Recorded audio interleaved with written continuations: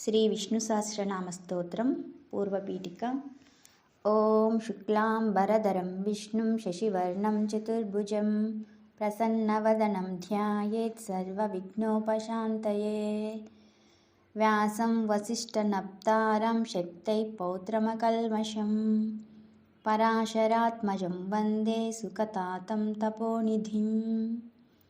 వ్యాసాయ విష్ణురూపాయ వ్యాసరూపాయ విష్ణవే నమో వై బ్రహ్మనిధయే వాసిష్ఠాయ నమో నమః. అవికారాయ శుద్ధాయ నిత్యాయ పరమాత్మనే సదైకరూపరూపాయ విష్ణవే సర్వజిష్ణవే. యస్య స్మరణమాత్రేణ జన్మ సంసారబంధనాత్ విముచ్యతే. నమస్తస్మై విష్ణవే ప్రభవిష్ణవే. ఓం నమో విష్ణవే ప్రభవిష్ణవే. శ్రీవైశంపాయన వాచ శ్రుత్వా ధర్మానశేషేణ పావనాని చ సర్వశః యుధిష్ఠిరః శాంతనవం పునరేవాభ్యభాషత.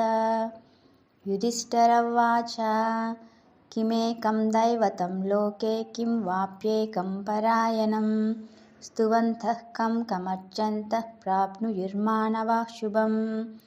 కో ధర్మః సర్వధర్మాణాం భవతః పరమో మతః కిం జపన్ముచ్యతే జంతుర్జన్మ సంసారబంధనాత్.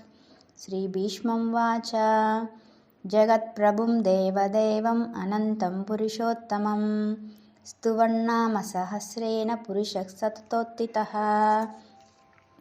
తమేవ చార్చయన్ నిత్యం భక్త్యా పురుషమవ్యయం ధ్యాయన్ స్తువన్నమర్చన్ చ యజమానస్తమేవ చ.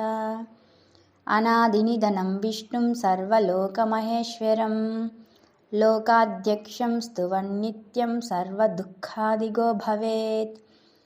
బ్రహ్మణ్యం సర్వధర్మజ్ఞం లోకానాం కీర్తివర్ధనం లోకనాథం మహాద్భూతం సర్వభూతభవోద్భవం.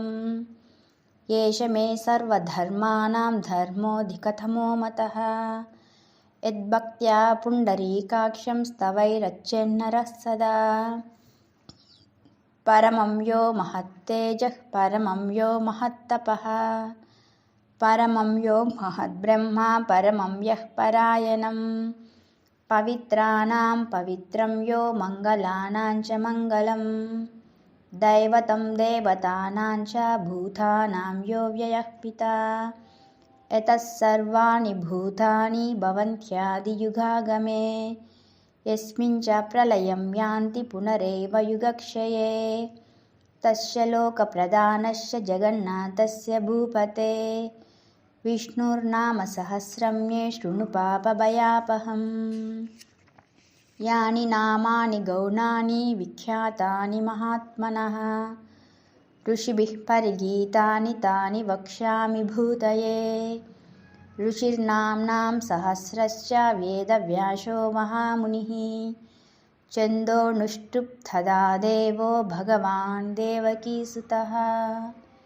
అమృతాంశూద్భవో బీజం శక్తిర్దేవకీనందనః త్రిసామా హృదయం తస్య చాంతర్తే వినియుజ్యతే.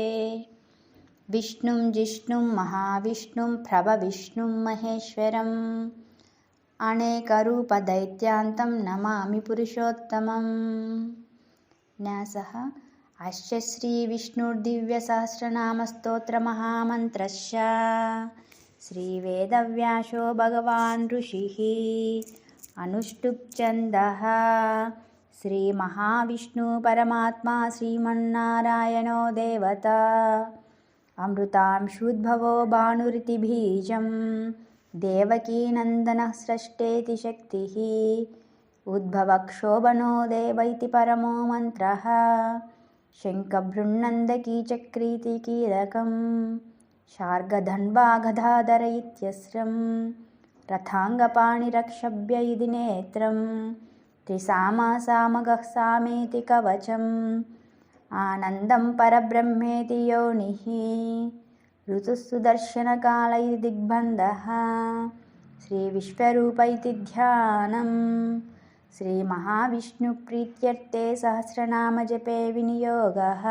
ध्यानं क्षीरोदन्वत्प्रदेशे शुचिमणिविलसत्सैकतै मौक्तिकानां मालाक्लुप्तस्तनस्तक्स्फटिमणिनिभैर्मौक्तिकैर्मण्डिताङ्गः शुभ्रैरभ्रैरदभ्रैरुपरि विरचितैरुक्मपीयूषवर्षैः आनन्दीनः पुनीयादरिनलिनगदाशङ्खपाणिर्मुकुन्दः भूपादौ यस्य नाभिर्वियदसुरनिलच्चन्द्रसूर्योचनेत्रे कर्णावाशक्षिरोद्योर्मुखमपि दहनो यस्य वास्तेयमब्धिः अन्तस्तं यस्य विश्वं सुरनरखगो भोगि गन्धर्वदैत्यैः चित्रं रम्यतेत्रं त्रिभुवनवपुषं विष्णुमीशं नमामि। ॐ नमो भगवते वासुदेवाय।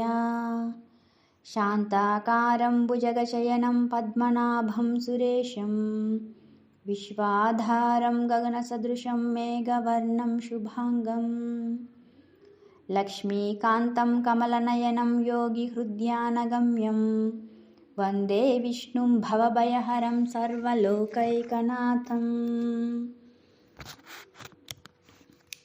मेघश्यामं पीतकौशेयवासं श्रीवत्साङ्कं कौस्तुभोद्भासिताङ्गं पुण्योपेतं पुण्डरीकायताक्षं विष्णुं वन्दे सर्वलोकैकनाथम्।